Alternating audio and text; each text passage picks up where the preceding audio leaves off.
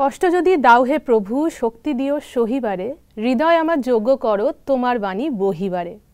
কষ্ট বা জীবন শক্তি এই দুটো বোধহয় সমান সমান। জীবনে চলতে গেলে বহু বাধা বিপত্তি ঝড় বিপর্যয় তো আসবেই, কিন্তু একসাথে কি করে চলে এই জীবনকে শক্ত করা যায় তারই বোধহয় পরীক্ষা। আর তার সাথে সাথে আসে জীবনে সহনশক্তি। অবশ্যই তাই। তাই যত আমাদের সামনে নতুন নতুন পরিস্থিতি বা চ্যালেঞ্জেস আসতে থাকে, তত কিন্তু একটা মানুষ আরও মহামানবে পরিণত হয়। কারণ খুব সহজ পরিস্থিতি একটা সহজ মানুষের জন্ম দেয়, কিন্তু কঠিন পরিস্থিতিতেই কিন্তু একটা হিরে তুল্য মানুষের জন্ম হয়। ঠিক তাই। আর এই বিভিন্ন চ্যালেঞ্জেসের মধ্যে মধ্যে থাকতে থাকতেই যে শক্তি আমাদের মধ্যে গড়ে ওঠে, সেই শক্তি এবং সহনশীলতা নিয়েই আজকে আলোচনা করব আদর্শ গৃহস্থ আশ্রমের এই নতুন এপিসোডে। আর আমাদের মাঝে আজকে পেয়েছি যে বিশেষ অতিথিদের, তাদের মধ্যে একজন স্টিল অথরিটি থেকে, আরেকজন টিচার, আর আমাদের যে বোন, তিনি দীর্ঘ ২৬ বছর ধরে ব্রহ্মাকুমারী সংস্থার সাথে যুক্ত। তো চলুন শুরুতেই আমরা তাদেরকে আমাদের অনুষ্ঠানে স্বাগত জানাই। নমস্কার। নমস্কার। তো শুরুতেই একটু আপনাদের পরিচয় নিয়ে নেব, যে দাদা কোথা থেকে এসছেন আর একটু আপনার সম্পর্কে যদি আমাদেরকে বলেন। আমি দুর্গাপুর থেকে এসেছি। আমি দুর্গাপুর স্টিল প্ল্যান্টের কর্মচারী। আচ্ছা, নাম? আমার নাম নিরঞ্জন রায়। যদি আপনাকে জিজ্ঞাসা করি আপনার নাম, আপনি কোথা থেকে এসেছেন আর আপনি প্রফেশনালি কি করেন? আমি দুর্গাপুর থেকে এসেছি, পশ্চিম বাংলা। আর আমি বাই প্রফেশন স্কুল টিচার। ওকে। দীর্ঘ 23 বছর আমি স্কুলে শিক্ষিকা তো করছি। হ্যাঁ। আর দিদিকে একটু জানবো দিদির থেকে, যে দিদি কতদিন ব্রহ্মাকুমারীদের সাথে যুক্ত আর আপনার নামটা একটু। ওম শান্তি। ওম শান্তি। শরীরের নাম ব্রহ্মাকুমারী সমতা। আমি দুর্গাপুর সেন্টারে সেবারতা। দীর্ঘ 26 বছর ধরে এই মার্গে যুক্ত রয়েছি। সমর্পিত রূপে এখন আরেকটা সাব সেন্টার পাণ্ডবেশ্বরে, ওখানে নিমিত্ত হিসেবে সেবা। খুব সুন্দর। Main centre Durgapur. আচ্ছা দাদা, আপনাকে প্রথমে জিজ্ঞাসা করব, একটা খুব দায়িত্বপূর্ণ কাজে আপনি ইনভলভড আছেন, সেটা শুনে বুঝতে পারছি। এই যে ধরুন ইস্পাত, এটা আমাদেরকে প্রকৃতি খুব আনকোড়া ভাবে দেয়। সেই আনকোড়া ভাবটাকে আমরা বিভিন্ন প্রসেসের মাধ্যমে ফাইন করে তুলি, যাতে আমরা জীবন ধারণে সেটা ইউজ করতে পারি। তো একটু যদি আমাদেরকে শেয়ার করেন, মানে আপনার প্রফেশনাল জগতে এই যে কাজগুলো আপনারা করেন, দু একটা সংক্ষেপে লাইন, কিভাবে আপনারা এগুলো করেন? মাটির তলা থেকে আয়রন ওরকে নিয়ে র মেটেরিয়াল ফর্মে নিয়ে এসে সেটাকে তাপমাত্রার সাহায্যে গলিয়ে তার থেকে যে সমস্ত ইম্পিউরিটিসগুলো আছে সেগুলোকে বের করে শুদ্ধ করে তাকে ছাঁচে ফেলে তার বিভিন্ন রকমের যখন আকৃতি দেওয়া হয়, তারপরে সেটা আমাদের বাজারে আসে বা আমাদের দৈনন্দিন জীবনে সেটা ব্যবহৃত রূপে আসে। মানে অনেকটা প্রসেস পার করার পরে আমরা সেই অরিজিনাল স্টিলটা পাই। মানে মডিফিকেশন প্রচুর হয়। রাইট। দিদি, দাদা যে কথাটা বললেন যে একটা ইস্পাত তৈরি হতে অনেকগুলো প্রসেসের মধ্যে থেকে যেতে হয়, অনেক ইম্পিউরিটিস থাকে, সেগুলোকে বার করতে হয়। তো আমাদের ভেতরেও তো প্রচুর ইম্পিউরিটিস আছে, সেগুলোকে বার করলে কি সত্যিকারের অরিজিনালিটি আমাদের বেরিয়ে আসবে? হ্যাঁ, নিশ্চয়ই। প্রত্যেক মানুষের মধ্যেই একটা সুন্দর দেবতা লুকিয়ে আছে। কথাতেই আমরা শুনি না, নরে নারায়ণ নারীতে লক্ষ্মীর বাস। অ্যাকচুয়ালি সেটা একটা রিয়ালিটি। কিন্তু আমরা নিজেদের মধ্যে সেই সুন্দর মানুষটাকে সবসময় দেখতে পাই না। বা এখনকার যে সময় চলছে, এত বেশি সকলে একটা স্ট্রেসের মধ্যে, একটা নেগেটিভ বা এনভায়রনমেন্টের মধ্যে আছে, তার কারণে নিজস্বতাটাকে সকলে খুঁজে পাচ্ছে না। নিশ্চয়ই। তাই ব্রহ্মাকুমারী সংস্থায় এসে সবচেয়ে প্রথমে একটা 7 ডেজের যে কোর্স হয়, সেটাই যদি কেউ করেন, তাহলেই কিন্তু নিজের আসল সত্তাটাকে, যে আমি কত পবিত্র আত্মা, আমি কত শান্ত স্বরূপ আত্মা, আমি কত শক্তিশালী আত্মা, সেটা খুব সহজেই মানুষ জ্ঞানতেও বুঝতে পারবে, খুব লজিক্যালি বুঝতে পারবে, এবং সেটাকে এক্সপেরিয়েন্সও করতে পারবে মেডিটেশনের মাধ্যমে। ঠিক ঠিক ঠিক। দিদি, আপনাকে জিজ্ঞাসা করি, যে এত দিন, দীর্ঘ দিন একটা প্রফেশনাল লাইফ আপনি ক্যারি করছেন, একটা টিচারের জব ভীষণ ভীষণ কর্তব্যের, রেসপন্সিবিলিটি পূর্ণ, তাই না? আর আজকালকার দিনে তো স্ট্রেস একটা পার্ট হয়ে দাঁড়িয়েছে। তো স্ট্রেসটাকে ম্যানেজ করে দুটো জিনিস একসাথে রেখে কি করে ব্যালেন্স করে আপনি খুব মানে এই শক্তি দিয়ে, মানে কি করেন আপনি এমন যে বাচ্চাদেরকে এত সুন্দরভাবে ফোকাসডভাবে আপনি ডিরেক্ট করতে পারেন? এখন তো বাচ্চারা খুব রেস্টলেস হয়ে গেছে এবং তাদের অ্যাটেনশন স্প্যান খুব কমে গেছে। আমরা যারা পুরো, যারা অনেক একটু লিসনিং পাওয়ার ছিল, ওদের মধ্যে লিসনিং পাওয়ারটাও অনেক কমে গেছে। তো ওরা একটু শুনেই অস্থির হয়ে যায়। তো যখন জ্ঞানে আসার আগে তখন ওদের অস্থিরতা আমাকেও হয়তো বিচলিত করতো, কিন্তু জ্ঞানে আসার পরে যে ওদের ডিস্টারবেন্সটা এখন আমাকে টাচ করে না, তার কারণ বরঞ্চ মনে হয় যে আমার যে শান্তির দানটা সেটা যদি ওদেরকে দিতে পারি তাহলে ওরা হয়তো শান্ত হবে। তো ক্লাসে আমি এখন এটাই চেষ্টা করি যে শিব বাবার শেখানো যে জ্ঞান সে তার অ্যাপ্লিকেশন কতটা আমি করতে পারি ওদের মধ্যে, এবং ওদের মধ্যে যে একটা থাকে যে ক্ল্যাশ সবার সাথে সবার, মানে এখন সবাই সবাইকে রোস্টিং করা, হ্যাঁ এইটা খুব একটা সবাই সবাইকে ব্যঙ্গ করা, এই ব্যাপারটা পিয়ার প্রেশার একটা আছে। তো সেটার থেকেও যদি ওদেরকে আমি সাহায্য করতে পারি বলে কখনো যে সলিউশন করতে পারি, তো সেটাও মনে হয় যে এটাও বাবা হয়তো আমাকে শিখিয়েছে। তো আপনি তো রেগুলারলি মেডিটেশন প্র্যাকটিস করেন, তো সেই প্র্যাকটিসটা কি আপনি আপনাদের স্টুডেন্টদেরকেও শেখান যে কি করে মেডিটেশন করতে হবে?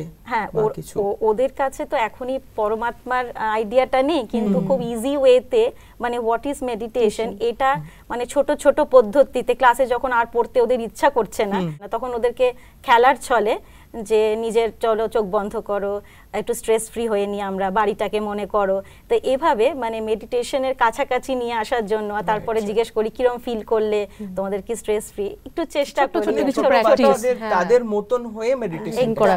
দাদা আপনাকে জিজ্ঞাসা করব, ধরুন এই যে একটা দায়িত্বপূর্ণ কাজে আপনি আছেন এবং আপনি আমাদের খুব সুন্দরভাবে বোঝালেন যে কি পদ্ধতিতে আপনারা একটা আনকরা জিনিসকে একটা এমন জিনিসে মডিফাই করে দেন যে মানে আমরা খুব ডেইলি লাইফ ওটাকে ব্যবহার করতে পারছি আর জানতেই পারছি না তার পিছনে কতখানি পরিশ্রম ইনভলভ। এইভাবে আপনি যখন জ্ঞানে আসেন তো পরমাত্মা বা শিব বাবা যাকে আমরা বলছি আপনাকে কি করে বাবা মডিফাই করেছেন যাতে আপনি একটা আনকরা জিনিস থেকে একটা সুন্দর পবিত্র মানুষের তৈরি হন? র ম্যাটেরিয়াল থেকে সেটাকে আগুন নামক একটা বিশুদ্ধ জিনিস দিয়ে সেটাকে পবিত্র করে সেটাকে গলিয়ে তার ছাঁচে ফেলে আমরা যেমন সেটাকে বাজারজাত করি বা দৈনন্দিন ব্যবহারযোগ্য করে তুলি এটা লোহাকে, ঠিক সেরকমভাবে আমরা এই সমস্ত বর্তমান কলিযুগী যে সমস্ত মনুষ্য আছে বা আমি নিজেও যখন ছিলাম একসময়, তো সেক্ষেত্রে তাদেরকে যদি পরমাত্মার যে সমস্ত জ্ঞান এবং যোগের যে অগ্নিরূপী যে তাপ সেটা দিয়ে যদি শুদ্ধিকরণ করে যদি আমরা দৈবী সংস্কার নামক ছাঁচে ফেলে দৈনন্দিন ব্যবহারযোগ্য করে তুলি তাহলে দেখা যাবে তাহলে তার মধ্যে যে দিদি আমাদের যেটা বলছিলেন এখন যে তার মধ্যে থেকে যে সমস্ত দৈবী গুণগুলো আছে সেগুলো যখন প্রকাশ পাবে তখন সত্যিই সে সমাজের সুন্দর একজন মানুষ হয়ে উঠবে।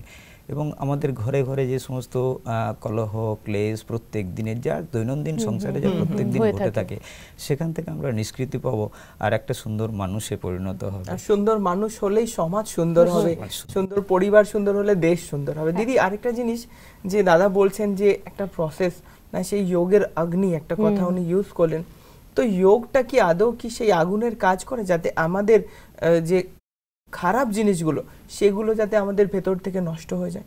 মেডিটেশনে এই প্রসেসটাই এখানে শেখানো হয় যে সবচেয়ে প্রথমে নিজেকে একটা শক্তি রূপে দেখা।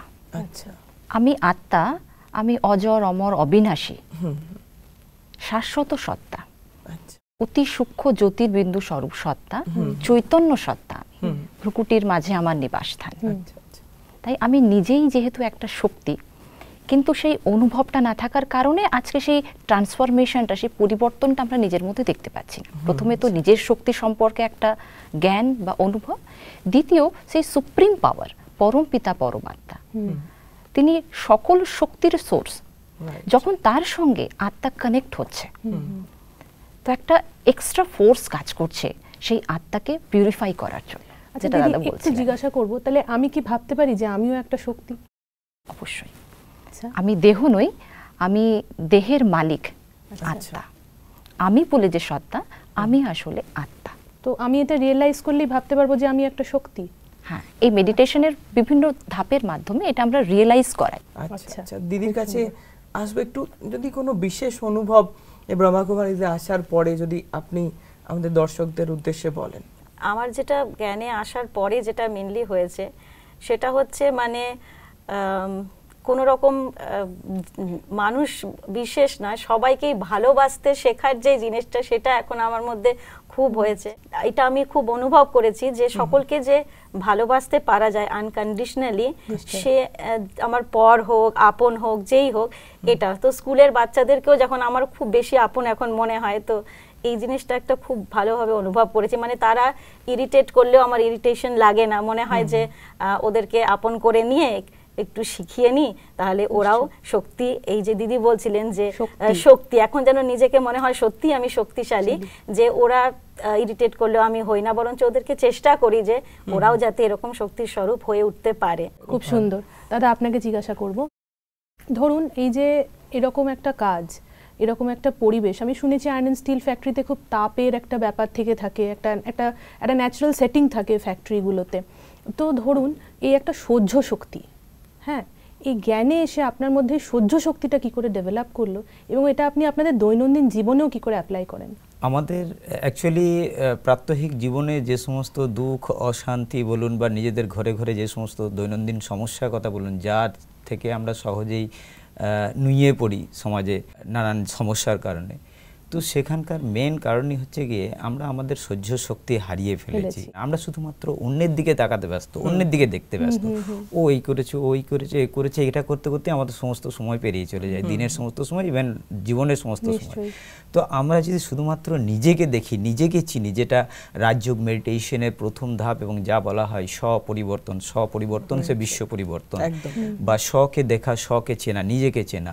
তো তার মাধ্যমে যদি দেখি, তো দেখবো যে আমার মধ্যে অনেক শক্তি লুকিয়ে আছে, আমি নিজে একজন শক্তি সেটা জানিই না। সেটা যখন জানতে পারবো, তো অটোমেটিক্যালি আমার মধ্যে যে সমস্ত শক্তি আছে সেটাকে যদি জাগরিত করতে পারি, তো আমার যে সহন শক্তি, আমার যে এখানে যে অষ্ট শক্তির কথা বলা আছে, তার একটা শক্তি হচ্ছে সহন শক্তি। তো এবং সেটা আমাদের রাজযোগ মেডিটেশনের মাধ্যমে আমরা অষ্ট শক্তি প্রাপ্ত করি। তো এই সহন শক্তি দারুণভাবে আমাদের মধ্য থেকে বিকশিত হয়, আর সেটা যখনই বিকশিত হয়, তখনই আমরা ছোট ছোট কোনো কথায়, ছোট ছোট কোনো ঘটনায় আমরা যদি নুয়ে না পড়ি, তাহলে অটোমেটিক্যালি আমার যে সহ্য শক্তির মাধ্যমে আমি বড় লাইনকে ক্রস করতে পারছি, আমার বড় সমস্যাকে ওভারকাম করতে পারছি। তো সেটাই আমার মনে হয় আমার কাছে এইখান থেকে রাজযোগ থেকে বড় একটা পাওয়া, যে কি করে আমাদের অষ্ট শক্তি, আর অষ্ট শক্তি সম্পন্ন দেবী দুর্গাকেও বলা হয় মা দুর্গা। তো আজকে যে সমাজে নারীদের সম্পূর্ণরূপে সম্মানিত করা হয় বা নারীদের আগে রাখা হয়, সেই সমাজেই শুনেছি উন্নতি হয়। তো আজকে আমাদের সমাজের অবনতির একমাত্র কারণ হচ্ছে আজকে নারী শক্তিকে কিন্তু সব থেকে পেছনে রাখা হচ্ছে। কিন্তু ব্রহ্মাকুমারীদের দেখা যাচ্ছে নারীদেরকে সবার আগে, নামও এখানে ব্রহ্মাকুমারী। তো দিদি, এর পেছনে কারণটা কি? অ্যাকচুয়ালি নারী শক্তির একটা যে সমাজে বিশাল ভূমিকা রয়েছে, স্বয়ং পরমপিতা পরমাত্মা শিব বাবা তিনি ধরায় অবতীর্ণ হয়ে প্রজাপিতা ব্রহ্মার সাকার দেহের আধার নিয়ে এই একটা সুন্দর নিদর্শন সারা সংসারের আগে তুলে ধরেছেন। যে নারীকে এতদিন শক্তিহীন, অবলা বা বুদ্ধি নেই, বিভিন্ন দার্শনিকরাও বলেছেন যে আত্মাই থাকে না মহিলাদের মধ্যে, ওদের নিজস্বতা কিছু নেই, ওরা একটা বস্তুর মতো, এই যে একটা ভাবধারা সমাজে আমাদের দেশে বলুন প্লাস বিদেশেও এরকম ধরনের যে প্রভাবটা ছিল, সবকিছুকে কাটিয়ে সমাজকে একটা নতুন দিশা দেখাতে এই ব্রহ্মাকুমারী সংস্থা কাজ করছে। এবং নারী যে সম্পূর্ণা চাক্ষুষ দেখতে হয়, তাহলে ব্রহ্মাকুমারী সংস্থায় আসতে হবে। এবং আমাদের যে দাদিরা রয়েছেন, তাদের বর্তমানে চাক্ষুষ যে দেবীদেরকে আমরা মন্দিরে পুজো করছি বা একটা শ্রদ্ধা ভক্তি নিয়ে দেখছি তাদেরকে, সেই সাক্ষাৎ দেবীদের যদি দর্শন করতে হয়, ব্রহ্মাকুমারী সংস্থায় আসতে হবে। আমাদের বরিষ্ঠ ভাইরাও রয়েছেন, প্রত্যেকজন এখানে মানে চাক্ষুষ আমরা একটা এক্সাম্পল দেখতে পারি। খুব সুন্দর। এবং আমাদের যে হেডকোয়ার্টার মাউন্ট আবু, সেই স্থানে যদি পৌঁছে যান, তাহলে মনে হবে এই কলিযুগের সেটা একটা স্বর্গ। দিদি, আপনাকে জিজ্ঞাসা করি, এই যে দিদি এত সুন্দরভাবে সহ্য শক্তির একটা পরিভাষা আমাদের বললেন, তো ধরুন সহ্য করছি আমি, তো আমার তো মাঝে মাঝে মনে হতে পারে যে আমি সহ্য করছি, আমার কষ্ট হচ্ছে, বা কতদিন সহ্য করব আমি, আমার তো মনেই হয়। তাহলে এটাকে আপনি আপনার জীবনে বা আপনার প্রফেশনে কি করে, কারণ টিচিং একটা ভীষণ ধৈর্যের কাজ, তো কি করে এটা আপনি করেন ব্যালেন্সটা? যদি সহ্য করে কষ্ট পেতে হয় তাহলে সেটা তো সহ্য করা হলো না, সেটা তো কষ্ট পাওয়া হলো ভেতরে। কিন্তু আমি সহ্য করে যার জন্য করছি তাকে যদি, দিদি যেমন বলছে, তাকে যদি আমি শক্তি দিতে পারি, সে যদি বুঝতে পারে নিজে যে হ্যাঁ আমাকে চেঞ্জ হওয়া দরকার, তো সেটাতেই আমার মনে হয় সফলতা। তো আমি স্কুলে ক্লাসেও এটাই চেষ্টা করি যে বাচ্চারা দুষ্টুমি করছে, আনকন্ট্রোলড আছে, তো তাদেরকেও কিভাবে বুঝিয়ে যে ঠিক আছে তারা দুষ্টুমি করছে, আচ্ছা ঠিক আছে তুমি তবুও ভালো, তবুও তাদেরকে সবসময় বলা যায় না you are a good boy, you are a good girl. তো সেইভাবে তাদেরকে যদি শক্তি দেওয়া যায় যে না তুমিও পারবে, তাদেরকে যে ডিটারমিনেশনটা দেওয়া, মোটিভেশনটা দেওয়া, এটাকে আমি যেন মনে করি ওদেরকে শক্তি দেওয়া। তার কারণ অনেক সময় যারা দুষ্টু বাচ্চা তাদেরকে একটা স্ট্যাম্পড হয়ে যায় আস্তে আস্তে, সবাই বলে দুষ্টু দুষ্টু দুষ্টু, একটা লেবেল পড়ে যায়। কিন্তু সেই বাচ্চাদেরকেই যদি এইভাবে মোটিভেট করা হয় যে না তুমিও পারবে, তোমার মধ্যেও এই বিশেষতাটা, কারণ বাবা তো বলেন যে সকলের মধ্যেই কিছু না কিছু বিশেষতা আছে, তো সেটাকে আইডেন্টিফাই করে যদি সেটাকে তাদের মধ্যে নার্চার করা যায়, তাদেরকে মোটিভেট করা যায়, তো দেখেছি সেখানে কিন্তু ফল হয়। এটা কিন্তু একদম রাইট। ভালোদেরকে তো সবাই ভালো বলে, কিন্তু খারাপদেরকে ভালো করে। আর যে বাচ্চাগুলো এত চঞ্চল, এত দুষ্টু, আমি দেখেছি তারাই কিন্তু অনেক টপার হয়, তারাই গিয়ে আজকে নাসাতে বিভিন্ন জায়গায় রিসার্চ করছে। আমি প্রচুর আমাদের ফ্রেন্ডসদেরও দেখেছি, আর ওরা খুব অ্যাক্টিভও হয়, মানে physically as well as mentally খুব রেসপন্সিবল হয় দুষ্টু বাচ্চারা। তো ওদের এই বিশেষত্বগুলোকে যদি আমরা নার্চার করে ওদেরকে যদি ঠিক মতন চ্যানেলাইজ করতে পারি, ওরা কিন্তু খুব ফ্রুটফুল আর শক্তিশালী মানুষ হয়ে উঠতে পারে। দাদা, একটু আপনার কোনো বিশেষ অনুভব বা অলৌকিক অনুভব যা ব্রহ্মাকুমারীতে আসার পরে হয়েছে একটু আমাদেরকে যদি শেয়ার করেন। রাজযোগা মেডিটেশন শেখার কথা বা রাজযোগার কথা প্রথম আমি পড়ি আমার কলেজ লাইফে। স্বামী বিবেকানন্দের কিছু বই পড়াশোনা করার সময় আমি তখন রাজযোগার কথা পড়েছিলাম, কিন্তু সেখানে স্বামী সোমেশ্বরানন্দজির একটা বই পড়েছিলাম, তাতে ওনার একটা জায়গাতে লেখা ছিল তবে রাজযোগ প্র্যাকটিস করার জন্য উপযুক্ত গুরু দরকার। তো সেই থেকে আমি কখনো রামকৃষ্ণ মিশনে গেছি, তাহলে ভাবতাম ওখানে ওদের রাজযোগ শেখানো যাবে, তো আমি সেই সময় রাজযোগ শেখানোর কোনো জায়গা পাইনি। আমি দুর্গাপুরে আসার পরে, যখন দুর্গাপুরে আমাদের মেন যে সেন্টার আছে, সেই সেন্টারে যখন বোর্ড দেখি, সেখানে দেখলাম প্রজাপিতা ব্রহ্মাকুমারী ঈশ্বরীয় বিশ্ববিদ্যালয়, যেখানে লেখা আছে রাজযোগা মেডিটেশন সেন্টার। তো যখন লেখা আছে তারপর দেখলাম বাহ, তাহলে তেমন এখানে রাজযোগা শেখানো। তো সেখান থেকে আমি ভেবেছিলাম তাহলে রাজযোগা শেখানো, তো সেখানে শিখবো করে যাব করে যা হয় আর কি আমাদের সাংসারিক জীবনে গিয়ে, আর আজ যাচ্ছি কাল যাচ্ছি করে, বাবার ভাষায় আজকের দিনে যেটা বলা হয় আলবেলাপন, তো সেই করতে করতে যাওয়া হয়নি। 2020 সালে আমার সঙ্গে আমাদের এক ভাইয়ের পরিচয় হয়, যিনি ব্রহ্মাকুমারীর সঙ্গে যুক্ত। তো ব্রহ্মকুমারীদের সঙ্গে যুক্ত থাকার ফলে সে ভাই আমার কিছু সাংসারিক সমস্যার কারণে তার সঙ্গে কথা হতে হতে বললো না তুমি বাবার কাছে চলো, ঠিক হয়ে যাবে। তখন বাবার ব্যাপারটা কি সেটা আমি জানতাম না, তো রাজযোগা মেডিটেশন সেন্টারে তখন গেলাম। তো দেখলাম রাজযোগা মেডিটেশন সেন্টারে নিয়ে গেলেন, রাজযোগা মেডিটেশন সেন্টার, বা আমি তো ভাবছিলাম এটাই শিখবো ভাবছিলাম। তো সেইটা শেখার একটা সুযোগ এলো, রাজযোগা মেডিটেশন শিখতে গেলাম। তো সেখানে শিখতে গিয়ে, রাজযোগা মেডিটেশন করতে গিয়ে আমি আমার জীবনে শুধু বলবো না, সাংসারিক জীবনের যে পরিবর্তনের কথা লক্ষ্য করলাম বা দেখলাম, তারপরে যেন আমার মনে হয় আমি গলা ফাটিয়ে চিৎকার করে সমস্ত দুনিয়াকে বলি সবাই এসো এখানে রাজযোগ প্র্যাকটিস করো। রিয়েলি আপনি বিশ্বাস করতে পারবেন না, আমার ওয়াইফ বা মিসেস এখানেই বসে আছেন, ওনার সামনেই বলছি, অ্যাকচুয়ালি আমাদের সাংসারিক জীবনে প্রচণ্ড অশান্তির জীবনে আমরা ছিলাম। ইভেন আমার এগেনস্টে ধরুন, মানে আমরা কোর্টে গেছি, এক সংসারে থেকে আমার এগেনস্টে ধরুন কেস করা, ধরুন 4-5টা কেস আজও আছে। এখন আর কেস নেই, তো এটাই হয়তো আপনার জ্ঞানের কোর্ট, এখন কেস কোর্টে আছে, কিন্তু এখন আমাদের মধ্যে নেই। তো রাজযোগে মেডিটেশন প্র্যাকটিস করার পরে ধীরে ধীরে কিছুক্ষণ আগে আপনারা যেটা বলছিলেন সহ্য শক্তি, ধৈর্য শক্তি, সেই শক্তির কারণে আরো একজন পরিবর্তন হয়। থেকে বড় নিদর্শন আজকে আপনার পাশে উনি বসে আছেন 100%। এবং ব্রহ্মকুমারীদের আসার ব্যাপারও, আমি যখন ব্রহ্মকুমারীতে যেতাম, মানে আজকে বলতে কোনো রকম দ্বিধা নেই, একটা সময় ব্রহ্মকুমারী সম্বন্ধে ওনার প্রচন্ড ভুল ধারণা ছিল, এবং তার থাকার কারণ হচ্ছে সোসাইটিতে যে সমস্ত লোক ব্রহ্মকুমারী সম্বন্ধে যেতে থাকে, তো ভাবতাম বাবা কালচার মানে বিভিন্ন সেই জায়গায় আরো বোধহয় ও, কিন্তু তারপরে বাবা নিমিত্ত করলো, আমাদেরকে বাড়িতে গীতা পাঠশালা করার জন্য। আর সেটাই বোধহয় টার্নিং পয়েন্ট, বাবার টাচিং বলবো আমার জন্য। তো প্রথমে যখন 7 ডে কোর্স হয়েছিল তখন মানে আমি দাঁড়িয়ে দাঁড়িয়ে কোর্স করেছিলাম, যে না বসবো না, যতক্ষণ না লজিক বুঝবো এটার ততক্ষণ আমি বসবো না। তো তারপরে অনুভূতি শুরু হলো, মানে সেলফ রিয়েলাইজেশন যেটা বলে, সেটা শুধুমাত্র মানে অশ্রু বন্যা হিসেবে আমার বয়ে গিয়ে পুরো ক্লিয়ার হয়ে গেল ভেতরটা, যেটুকু যা ফ্রাস্ট্রেশন যার প্রতি যা ছিল সমস্ত বাবা ক্লিয়ার করে দিল।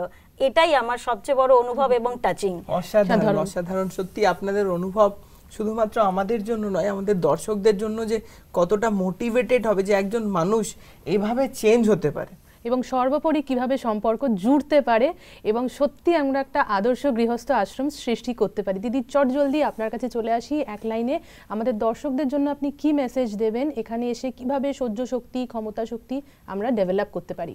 যেটা আমাদের একটা ধারণা আছে, ভুল ধারণা, যে গৃহস্থী মানে একটা জিনিস আলাদা, ওটা সংসার এই ওই নিয়ে ব্যস্ততা, আর আশ্রম মানে ব্যাপারটা একদম আলাদা, ওদের সংসারের সঙ্গে কোনো সম্পর্ক নেই। কিন্তু ব্রহ্মাকুমারীজে এসে এই একটা নতুন কনসেপ্ট আমরা এখন ডেভেলপ করছি, যে অ্যাকচুয়ালি আমাদের জীবনটাকে দেবতুল্য বানাতে হবে এবং প্রত্যেকটা সংসারকেই আশ্রমের ন্যায় বাহ্যিক স্বচ্ছতা, আন্তরিক স্বচ্ছতা এবং নিজেদের মধ্যে নিজেদের স্বরূপগুলো একদম দেবী দেবতার ন্যায় পবিত্র করতে হবে। অবশ্যই তাই।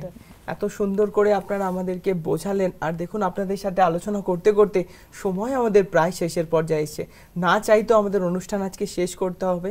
তো আপনাদেরকে অসংখ্য ধন্যবাদ আমাদের স্টুডিওতে আসার জন্য। নমস্কার। ওম শান্তি। আজকে খুব ক্লিয়ারলি আমাদের সামনে পরিষ্কার হয়ে গেল কিভাবে ভাঙতে ভাঙতেও আমরা আবার নিজেদেরকে গড়তে পারি। শুধু দরকার নিজেদের মধ্যে একটু আন্ডারস্ট্যান্ডিং, একটু শক্তি, আর হয়তো কিছুটা হলেও একে অপরকে বোঝার জন্য খুব সামান্যভাবে একটু সহ্য শক্তি। অবশ্যই তাই। তো একবার কি হয়েছে, একটা মূর্তিকার একটা পাথর দেখলো। তো সেই পাথরটা দেখে সেই পাথরটাতে সে ছেনি হাতুড়ি দিয়ে আঘাত করতে থাকলো। পাথরটা খুব সহজে রিজেক্ট করে দিল, না আমাকে মেরো না। তো পাশেই আরেকটা পাথর পড়েছিল, সেই পাথরটাতে আওয়াজ করতে তারও কিন্তু অনেক লাগছিল, কিন্তু সেই পাথরটা চুপচাপ সহ্য করছিল। তারপরে ধীরে ধীরে ধীরে ধীরে মূর্তিকার সেই পাথরটা থেকে একটা সুন্দর দেবী মূর্তি তৈরি করলো। এইবার সেই দেবী মূর্তি সেই গ্রামের যে মন্দির ছিল সেখানে বসানো হলো, আর যেই পাথরটা বলছিল আমার অনেক লাগছে তাকে নিয়ে গিয়ে ঠিক যেখানে নারকোল ফাটানো হয় সেখানে রাখা হলো। তাহলে দেখুন, আমরা যদি একটু সহ্য করতে পারি তাহলেই কিন্তু আমরা সেই দেবী মূর্তি হতে পারবো। এবার চয়েসটা সম্পূর্ণ আমাদের হাতে, যে আমরা কি হব। আমরা সেই দেবী দেবতা তৈরি হব, না আমরা সেই আমাদের উপরে এসে নারকোল ফাটায় সেরকম পাথর তৈরি হব। শুধু মনে রাখবেন, পরিস্থিতি নয়, আপনি শক্তিশালী। এই আশা নিয়ে আজকের এপিসোড এখানেই শেষ করছি। নমস্কার।